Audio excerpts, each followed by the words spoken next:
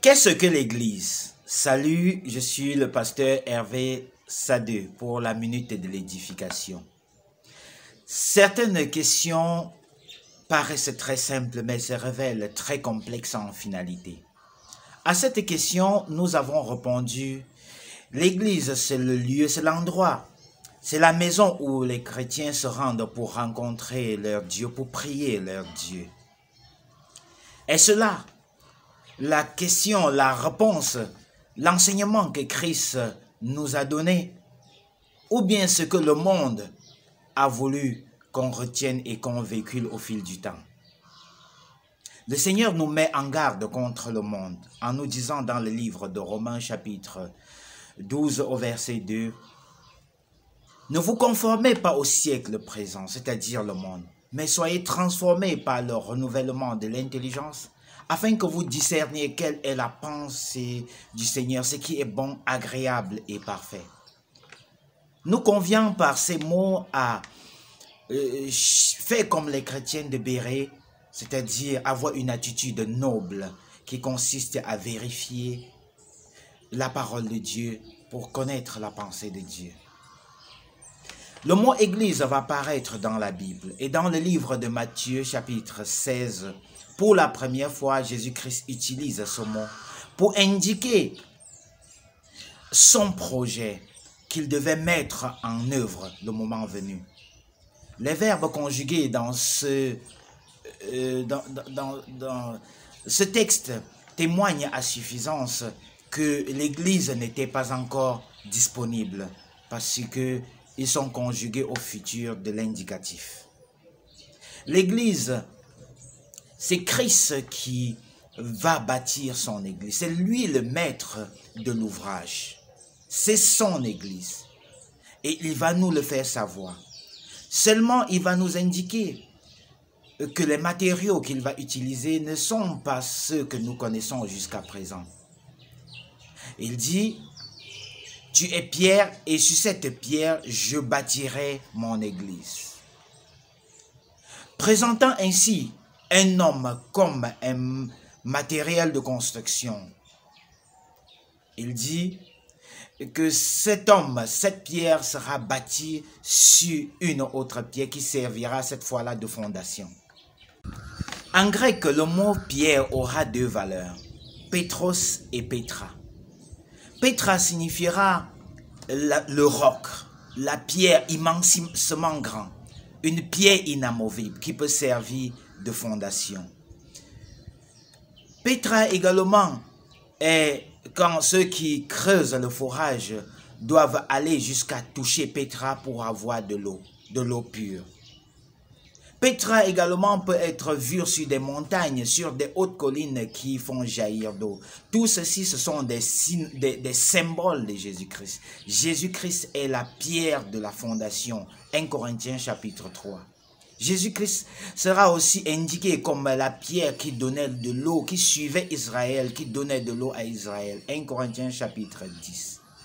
Donc nous devons comprendre que l'Église est bâtie sur Jésus-Christ et non sur Simon-Pierre. Jésus-Christ est le socle de l'Église.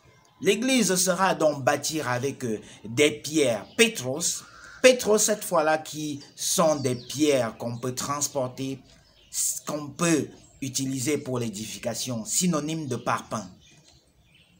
Mais à la différence que le parpaing est frappé à la main de l'homme et la pierre est naturelle. C'est pour cela que dans le livre de 1 Pierre, il va signifier que celui qui croit en Jésus-Christ est une pierre vivante. Donc Jésus-Christ était avec pour projet de bâtir une maison, de bâtir un temple vivant. Et ce temple, la Bible va nous dire dans le livre d'Éphésiens chapitre 2 au verset 22 que nous sommes la maison de Dieu en esprit. 1 Corinthiens chapitre 3 va nous dire que nous sommes le temple de Dieu en esprit. Donc Christ, l'église, c'est une maison qui abrite Dieu. Ceci nous renvoie tout simplement à une autre époque. À l'époque du temple de Jérusalem, qui est une image, qui est une préfiguration de l'église actuelle. Le temple devait être bâti pour Dieu, pour la maison de Dieu. Et c'est Dieu qui a donné les orientations. Il va dire, demander que ce temple soit bâti à Jérusalem. Pourquoi à Jérusalem? Parce que Jérusalem en grec signifie fondement de paix. Vous comprenez? Nous comprenons pourquoi Dieu a voulu que ce soit à Jérusalem. Dieu va également demander, exiger que ce soit avec des pierres que ce temple soit bâti. Nous comprenons que ce soit une figure, que ce soit une préfiguration de l'église. Alors ce temple devait être la maison de Dieu. Dieu va donner une indication spécifique, c'est que ce temple, ces pierres ne devraient pas avoir subir, ne devraient pas avoir été fractionnées, ne devaient pas être entaillées. Le Seigneur voulait la pierre pour lui seul. Le Seigneur voulait que l'histoire de cette pierre ne soit que l'histoire du temple.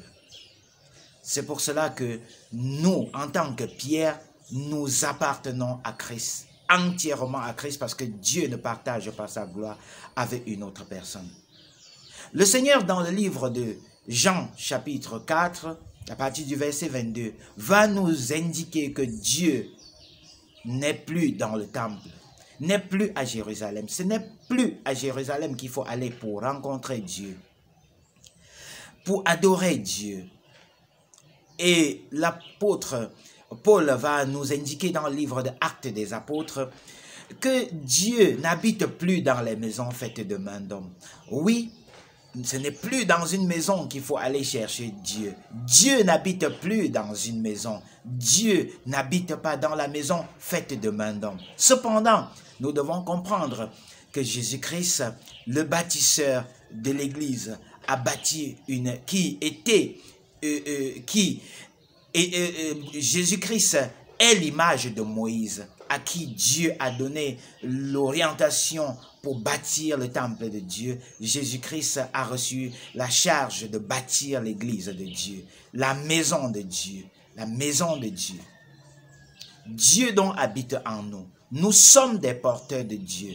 Nous avons Dieu en nous. Éphésiens 2, que je viens de citer, verset 22, dit que nous sommes l'habitation de Dieu en esprit. 1 Corinthiens chapitre 3, verset 19, dit que nous sommes le temple de Dieu en esprit. Donc nous sommes l'église, nous sommes les porteurs de Dieu. L'église n'est pas un lieu, l'église n'est pas une maison, l'église c'est l'individu qui porte Dieu.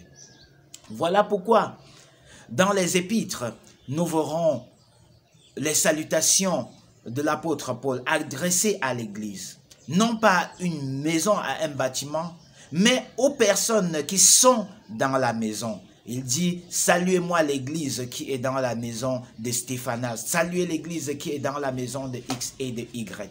L'église, ce sont des personnes. L'église, ce sont des personnes que Christ a fondées en lui-même. Donc, Christ est la fondation. Et retenons aussi que Jésus-Christ dit « mon église », pas mes églises.